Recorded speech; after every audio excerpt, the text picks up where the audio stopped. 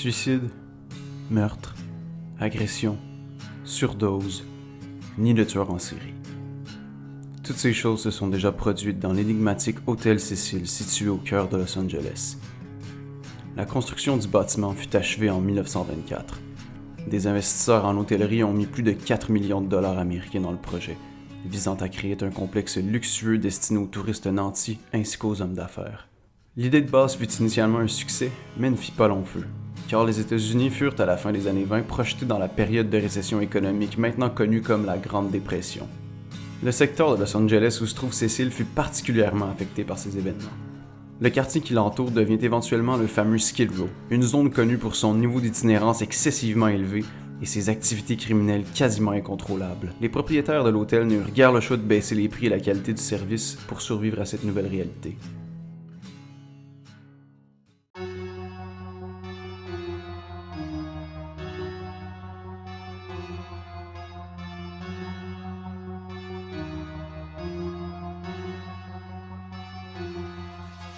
En 1931, un homme se faisant appeler James Willis réserve une chambre pour une durée indéterminée.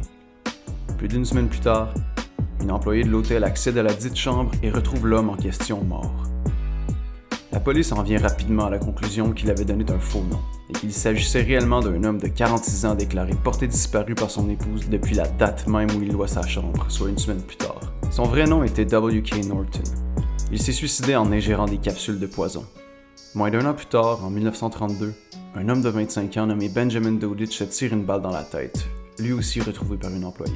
En 1934, un ancien militaire de 53 ans s'ouvre la gorge avec une lame de rasoir et laisse une lettre de suicide citant sa mauvaise santé comme étant la raison pour laquelle il s'est enlevé la vie. En 1944, une jeune femme de 19 ans et un homme de 38 ans résident ensemble dans une des chambres. La femme était, selon ce qu'elle raconta plus tard aux policiers, enceinte, mais pas au courant de l'être. Une nuit, elle accoucha seule dans la salle de bain de sa chambre par peur de réveiller son copain. Elle jeta par la suite son nouveau-né par la fenêtre du 9e étage. Il a atterri sur le toit d'un bâtiment voisin. Ils sont tout arrêtés, mais la jeune femme est éventuellement acquittée et jugée à la place de façon psychiatrique parce qu'on a découvert qu'elle démontrait de graves signes d'instabilité mentale. Encore plus de gens se donneront également la mort dans l'établissement. Des gens vont sauter des fenêtres et s'en retrouver sans vie sur la rue ou sur les toits de bâtiments voisins alors que d'autres vont s'empoisonner ou se tirer des balles. Il est estimé qu'au cours de cette période entre les années 30 et 50, plus de 12 suicides ont lieu à l'hôtel.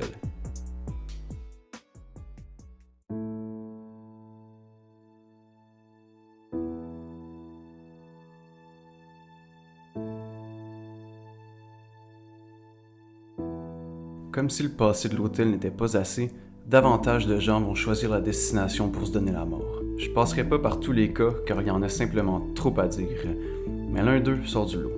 Un soir de 1962, une femme de 27 ans nommée Pauline Houghton se dispute avec son ex-mari dans sa chambre située au 9e étage. L'homme quitte éventuellement la pièce. Après un moment seul, Pauline décide de sauter par la fenêtre afin de se tuer. L'événement déjà tragique prend une tournure encore plus glauque. Au moment de sa chute, George Giannini, un homme de 65 ans, passait devant l'hôtel à la marche. La femme lui tomba dessus, tuant les deux individus sur le coup. L'établissement pue la mort et le sang continue de couler dans les années qui suivent. En 1964, une femme est violée et assassinée dans sa chambre. Un homme y est entré par effraction et ne fut jamais retrouvé par la suite. Une histoire dégueulasse. Les années continuent, les décennies s'enchaînent, et les cas de suicides mystérieux et meurtres énigmatiques continuent, créant de multiples Jane et John Doe. Des jeunes hommes et des jeunes femmes qui ne furent jamais identifiés s'y rendent pour se suicider à 2 reprises.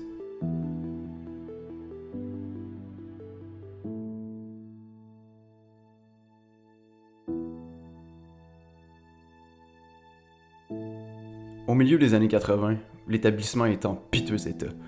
Et c'est en dire gros compte tenu de tout ce qui s'est produit là-dedans. Le problème d'itinérance qui s'est développé plus de 50 ans auparavant est toujours présent et a pris des proportions incontrôlables.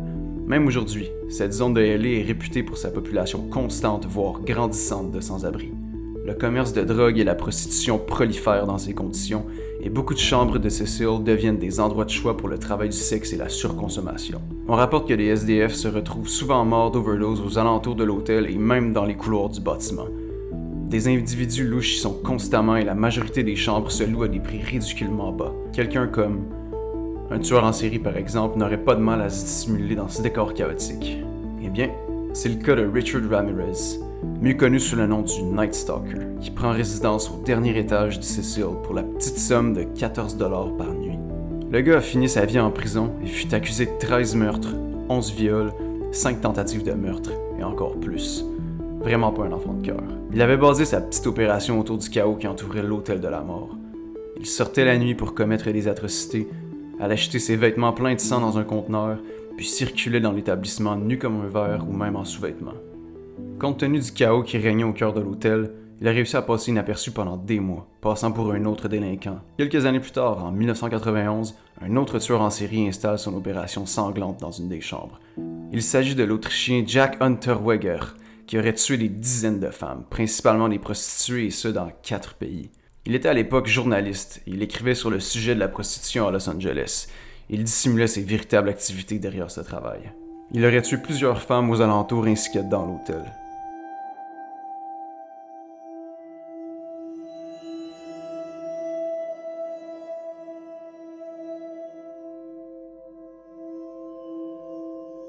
La tradition morbide qui habite l'hôtel Cecil depuis sa fondation ne s'est toujours pas dissipée. La mort guette toujours les environs. Cette histoire en particulier attira beaucoup d'attention médiatique en 2013. Et puis quand j'étais en train de faire le montage de cette vidéo sur laquelle je travaille depuis quelques semaines, Netflix ont sorti une série de documentaires sur ce cas-là spécifique. Il s'agit de l'histoire de Elisa Lam.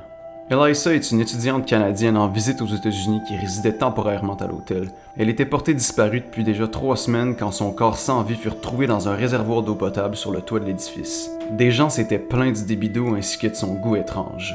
L'histoire est criblée de mystères car personne ne sait comment elle s'est ramassée là et une vidéo de caméra de surveillance montre la dernière fois qu'elle a été vue. Elle semble terrifiée de quelqu'un ou encore quelque chose et se cache dans une cage d'ascenseur. Voici la vidéo.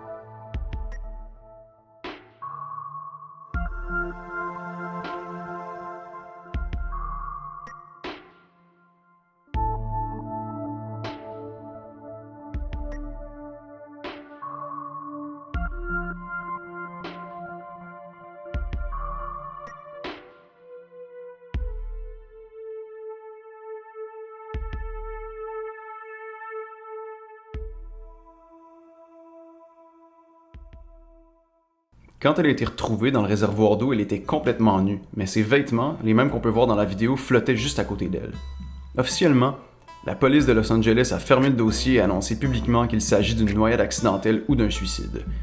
Le doute plane néanmoins toujours autour du drame et beaucoup considèrent sa mort comme étant non résolu, et des tonnes de théories à ce sujet circulent, incluant ses troubles de santé mentale, sa médication ou un potentiel assaillant, mais à ce jour, rien n'est prouvé. Finalement, un homme de 28 ans est décédé sur le terrain de l'hôtel en 2015. On pense qu'il a sauté en bas d'une fenêtre, mais la police n'a pas réussi à identifier exactement la cause de son décès. Son identité n'a jamais été révélée au public.